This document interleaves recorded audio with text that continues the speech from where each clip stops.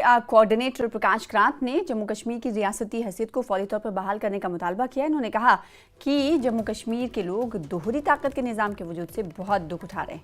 क्रांत ने जम्मू में CPIM के 2 रोज़ा रियासती कॉन्फ्रेंस का इफ्तिताह करने के बाद मीडिया से बातचीत कर रहे थे। मोहम्मद यूसुफ तारिगामी और दीगर मेंबरान शिरकत इस मौके पर करते हुए नजर आए और प्रकाश क्रांत ने कहा कि ये बदकिस्मती की बात है कि इंतखाबात होने के बाद और मरकज के वादों के बाद भी रियासत को बहाल नहीं किया जा रहा है। इस वक्त हैं प्रकाश काराट, ये CPIM के सीनियर लीडर हैं, जम्मू आए हैं।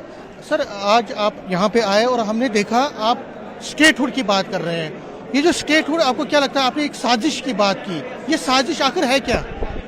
वो जो अगस्त 2019 में स्पेशल स्टेटस खत्म करने के साथ साथ स्टेटहुड भी खत्म किया गया, हम समझते हैं ये साजिश है, क्योंकि हमारे कॉन्स्टिट्यूशन में इस तरह कोई प्रावधान नहीं है कि स्टेटहुड को यूनियन टेरिटरी बनाए।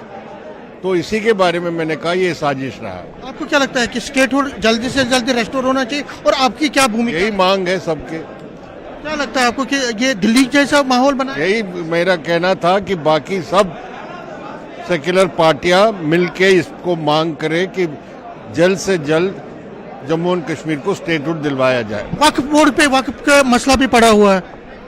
तो ये थे प्रकाश काराट, कह रहे हैं कि स्टेटहुड का जो मसला है वो पड़ा हुआ है और जल्द से जल्द जम्मू कश्मीर को स्टेटहुड मिलना चाहिए। कैमरामैन साहिबा के साथ समीर भट्ट, News 18 जम्मू। CPIM के सीनियर